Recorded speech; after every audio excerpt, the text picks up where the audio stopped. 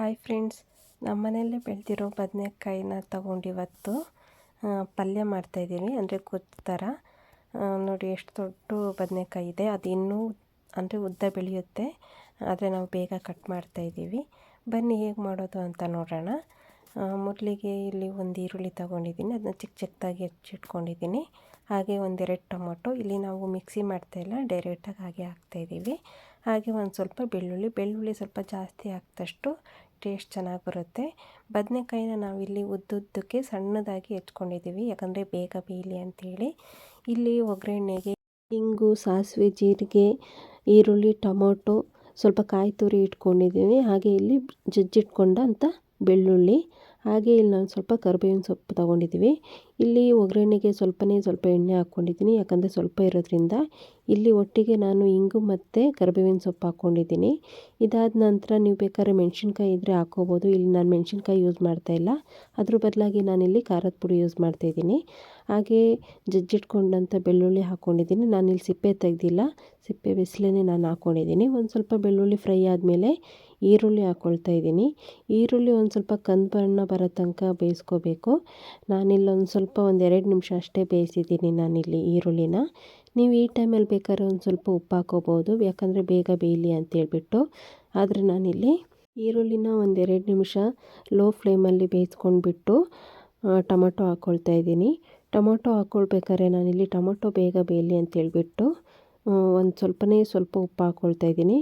ಆ ಉಪ್ಪು ಬರೀ ಜಸ್ಟ್ ಇಷ್ಟು ಒಗ್ಗರಣೆಗೆ ಮಾತ್ರ, ಎಷ್ಟು ಬೇಕು ಅಷ್ಟು ಮಾತ್ರ ಹಾಕ್ಕೊಂಡಿದ್ದೀವಿ. ಈಗಲೇ ಜಾಸ್ತಿ ಹಾಕ್ಕೊಳಕ್ಕೆ ಹೋಗಬೇಡಿ, ಯಾಕಂದರೆ ಮತ್ತೆ ತರಕಾರಿ ಹಾಕಿದ ಮೇಲೆ ಜಾಸ್ತಿ ಆದರೆ ಕಮ್ಮಿ ಮಾಡೋಕ್ಕಾಗಲ್ಲ. ಹಾಗಾಗಿ ನಾನಿಲ್ಲಿ ನೋಡಿ ಸ್ವಲ್ಪ ಉಪ್ಪು ಹಾಕ್ಕೊಂಡಿದ್ದೀನಿ, ಯಾಕಂದರೆ ಟೊಮೊಟೊ ಮತ್ತು ಈರುಳ್ಳಿ ಬೇಗ ಬೇಯಲಿ ಅಂತೇಳ್ಬಿಟ್ಟು.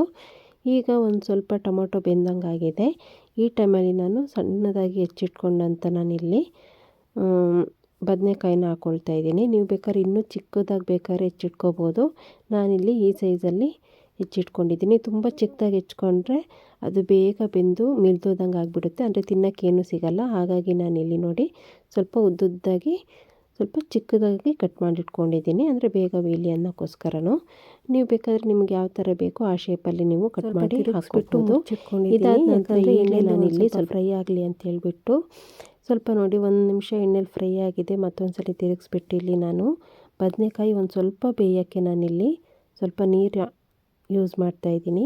ನೀವು ಬೇಕಾದ್ರೆ ಫುಲ್ಲು ಡ್ರೈ ಬೇಕು ಅಂದರೆ ನೀರೇನು ಬಳಸೋ ಅವಶ್ಯಕತೆ ಇಲ್ಲ. ನಾನಿಲ್ಲೊಂದು ಸ್ವಲ್ಪ ಬೇಯಲಿ, ಸ್ವಲ್ಪ ಅಂದರೆ ಗೊಜ್ಜು ಥರ ಇರಲಿ ಅಂತ ಹೇಳ್ಬಿಟ್ಟು ಇಲ್ಲಿ ಸ್ವಲ್ಪ ನಾನಿಲ್ಲಿ ನೀರನ್ನ ಬಳಸಿದ್ದೀನಿ. ಹಾಕಿ 1 ನಿಮಿಷ ಆದಮೇಲೆ ಇಲ್ಲಿ ನಾನಿಲ್ಲಿ ಧನಿಯಾ ಪುಡಿ, ಒಂದು ಸ್ವಲ್ಪ ಅರಿಶಿನ, ಹಾಗೆ ನಾನಿಲ್ಲಿ ಅಚ್ಚ ಖಾರದ ಪುಡಿ ಹಾಕ್ಕೊಂಡಿದ್ದೀನಿ. ಇದು ಸ್ವಲ್ಪ ಜಾಸ್ತಿ ಖಾರ ಇರೋದ್ರಿಂದ ನಾವು ಒಂದು ಸ್ವಲ್ಪ ಹಾಕ್ಕೊಂಡಿದ್ದೀವಿ. ಅಂದರೆ ನಿಮಗೆ ಎಷ್ಟು ಖಾರ ಬೇಕೋ ಅದನ್ನ ನೋಡಿಬಿಟ್ಟು ಹಾಕ್ಕೊಳ್ಳಿ. ನೀವು ಮೆಣಸಿನ್ಕಾಯಿ ಯೂಸ್ ಮಾಡಿದರೆ ಖಾರ ಪುಡಿ ಹಾಕೋ ಅವಶ್ಯಕತೆ ಇಲ್ಲ. ನಾವು ಮೆಣಸಿನ್ಕಾಯಿ ಯೂಸ್ ಮಾಡಿಲ್ಲದ್ರಿಂದ ಖಾರ ಪುಡಿ ನಾವು ಸ್ವಲ್ಪ ಜಾಸ್ತಿನೇ ಬಳಸಿದ್ದೀವಿ, ಯಾಕಂದರೆ ಜಾಸ್ತಿ ಖಾರ ತಿನ್ನೋದ್ರಿಂದ. ಫೈನಲಾಗಿ ಲಾಸ್ಟಿಗೆ ಇಲ್ಲಿ ನಾನು ತುರಿದಿಟ್ಕೊಂಡಿದ್ದಂಥ ಕಾಯಿ ಹಾಕ್ಕೊಂಡಿದ್ದೀನಿ. ಸ್ವಲ್ಪ ಇರೋದ್ರಿಂದ ನಾನಿಲ್ಲಿ ಸ್ವಲ್ಪನೇ, ಅಂದರೆ ಒಂದು 4 ಸ್ಪೂನ್ ಬಳಸಿದ್ದೀನಿ ಅಷ್ಟೇ ನಾನು. ನಿಮ್ಗೇನಾದ್ರು ಕಾಯಿ ಹಾಕಿದರೆ ತುಂಬ ಇಷ್ಟ ಆಗುತ್ತೆ ಅನ್ನೋದಾದರೆ ಬೇಕಾದ್ರೆ ನೀವು ಜಾಸ್ತಿ ಯೂಸ್ ಮಾಡ್ಕೋಬೋದು. ಫೈನಲಾಗಿ ಕಾಯಿ ಹಾಕಿ 1-2 ನಿಮಿಷ ಚೆನ್ನಾಗಿ ಲೋ ಫ್ಲೇಮಲ್ಲೇ ಕುದಿಸಿ. ಕಾಯಿ ಹಾಕಿರೋದ್ರಿಂದ ತಳ ಹಿಡಿಯುತ್ತೆ, ಜಾಸ್ತಿ ಹೈ ಫ್ಲೇಮಲ್ಲಿ ಕೊಟ್ಟು ಬೇಯಿಸ್ಕೊಂಡ್ರೆ.